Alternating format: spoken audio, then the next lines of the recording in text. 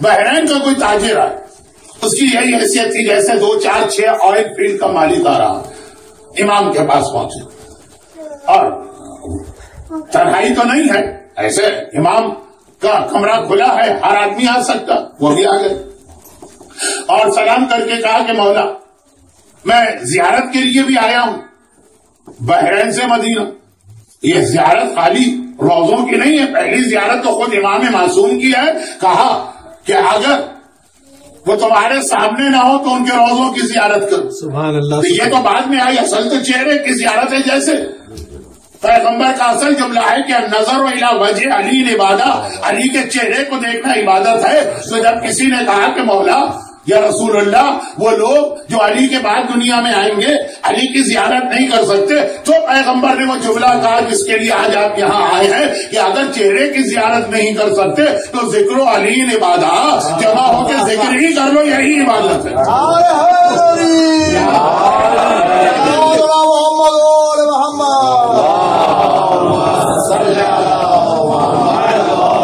آج بھی بہت سے مخلص شیعہ یہی طریقہ اختیار کرتے ہیں جو اس مومن کا تھا کہ مولا میں آپ کی زیارت کے لیے بھی آیا اور میں نے سوچا کہ جب میں آپ کی خدمت میں جا ہی رہا ہوں تو اپنا خمس بھی آپ ہی کو دے دوں، یہ آپ ہی کو دے دوں. اس کا مطلب یہ کہ باقاعدہ اس وقت بھی امام نے نظام بنایا تھا کہ بحرین والے کے لیے بحرین میں امام کا ایک وکیل اور یمن والے کے لیے یمن میں ایک وکیل اور بصرے والوں کے لیے پورا ایک نظام تھا. ہم کو معلوم ہی نہیں ہے، ہم تو اصول کافی کی آدھی ایک حدیث پکڑ لیتے ہیں کہ امام نے اپنے شیعوں پہ خمس معاف کر دیا، کیونکہ یہ آواز اردو دان طبقے میں پہلی بار شاید حیدرآباد سے ہی آئی تھی. اب تو خیر بہت پھیل گئی ہے یہ بات. آدھی حدیث یہ بھی المہدی کی ایک مجلس میں آئے گا کہ آدھی حدیث سے کیا قیامت ڈھاتی. پبلک کو اتنا تو پتا ہے کہ آدھی آیت لا تقربوا الصلاۃ، نماز کے قریب نہ جانا، وہ باقی آگے بھول جاتے ہیں کہ اس کے بعد قرآن کیا کہہ رہا. لیکن حدیثوں کے ساتھ بھی یہی ظلم ہو رہا. تو اب امام نے اپنے شیعوں پہ خمس معاف کر دیا. ایک حدیث کا آدھا جملہ لے کر اینٹی خمس لابی یا اینٹائی خمس لابی ہمارے درمیان، وہ تو ہمارے درمیان ہی کام کرے گی نا. خمس کو سوائے محبان اہل بیت و شیعان اہل بیت کے آج کل کوئی نہیں مانتا. تو خیر وہ آدھی حدیث، لیکن یہ بحرین کے مومن کا واقعہ بھی بتا رہا، خالی ایک واقعہ نہیں ہے لیکن یہ بھی بتا رہا کہ مولا جب میں آپ کی خدمت میں آ ہی رہا تھا زیارت کے لیے تو میں نے سوچا کہ اپنا خمس براہ راست آپ کے ہاتھ میں کیوں نہ دے دوں. جیسے آج کل جو لوگ زیارت کو جاتے ہیں اور خمس کو مانتے بھی، وہ اکثر مراجع کے پاس جا کے یہی کہتے ہیں کہ آپ کی زیارت بھی کر لی. اور جب یہاں آ رہے تھے تو ہم نے سوچا کہ اپنا خمس براہ راست آپ کو پہنچا دیا جائے. یہ طریقہ ہمیشہ سے رہا جائے اور بہت بڑی رقم لے کے آئے. روایت یہ ہے کہ 80,000 یعنی اس کے پاس 4 لاکھ درہم کا پروفٹ ہوا اس زمانے. 4 لاکھ درہم اس زمانے. آج تو ایک مکان نہیں ملے گا مارکم میں شاید 4 لاکھ درہم کا. تو اس نے کہا کہ مولا 80,000 میرا خمس بنا، بہت بڑی رقم. اور میں اکثر یہ کہتا ہوں جس کے پاس سال کے آخر میں $100 بچے اسے $20 خمس دینا، اور جس کے پاس پرفیوم کے خالی ایک شیشی بچی تو اسے شاید $10 سے بھی کم خمس دینا ہوگا. اور اگر کسی بچے کے پاس اسکول کی کتاب یا کاپی میں سے کوئی خالی بچ گئی اس کو اس کا خمس دینا ہوگا. خمس کا دائرہ تو خالی کیش پہ نہیں ہے، اتنی ساری چیزوں پر ہے کہ حتیٰ جو ڈیٹ آف خمس ہے آپ کو اپنی گاڑی کا فیول ٹینک چیک کرنا ہے کہ اس میں کتنا پیٹرول یا گیس ہے، اس کا خمس دینا. تو یہ اس مجمع کے سامنے سے یہ بات کرنا اتنا فائدہ نہیں ہے. سب لوگ جانتے اور مانتے ہیں، اور جو جانتے اور مانتے نہیں ان کو بھی پتا کہ بانیہ مجلس میں جب اتنی بڑی غلطی کر لی کہ ساجد حسن سے مجلس پڑھوائی تو باتیں تو یہی سننے کو ملے گی.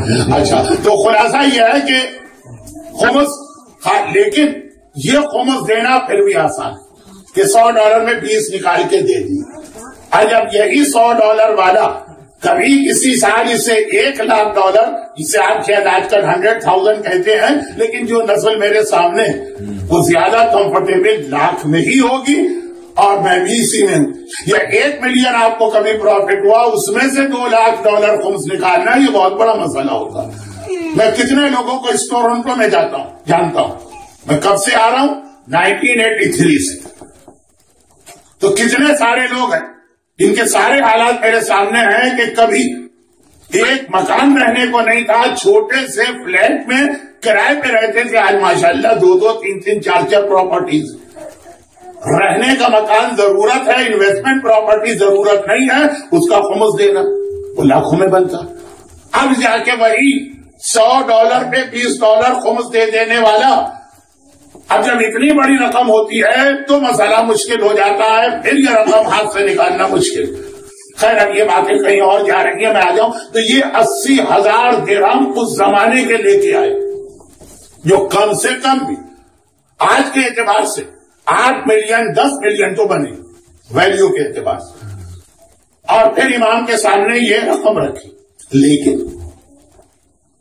اس کا انداز بالکل ایسا بنا کہ جیسے یہ رقم خمس کی دے کر امام پر کوئی احسان کر رہا. کیا جاتا ہے کہ احسان کر کہ اب ہم نے دیا ہے تو زندگی بھر یہ اپنی آنکھیں ہمارے سامنے بلند نہ کرنے پر، اور ہم جو کہیں فوراً ہماری بات مانیں. تو اسی انداز سے امام کے سامنے رقم رکھی. امام جلال میں آ گئے اور کہا کہ اٹھا کے لے جاؤ اپنا خمس، مجھے تمہارا خمس نہیں چاہیے.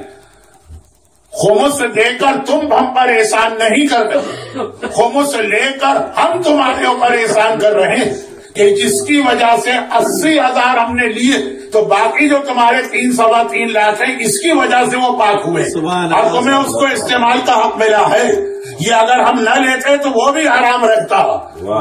اب امام کی حد تک تو ہر آدمی مان لے گا کہ ہاں جب یہی بات مرجے کے بارے میں کہی تھا کہ وہ خمس لے کر دے کر آپ احسان نہیں کر رہے، خمس لے کر وہ ہم پر احسان کر رہے، تو اکثر چہرے اتر جائیں گے، ناگواری کے اثرات ہوں گے اور پھر میں خیال ہوگا یہ کیا بات کہہ دی، مرجے کو امام سے ملا دی. مرجے کو نہیں، اصول. حتیٰ جو غریب سید جسے آپ خمس دے رہے ہیں اگر وہ کہتا ہے کہ ہاں میں نے تمہارا خمس قبول کیا تو اس نے آپ پر احسان کیا کہ آپ کے باقی مال کو حلال کیا. یہ بات تو محمد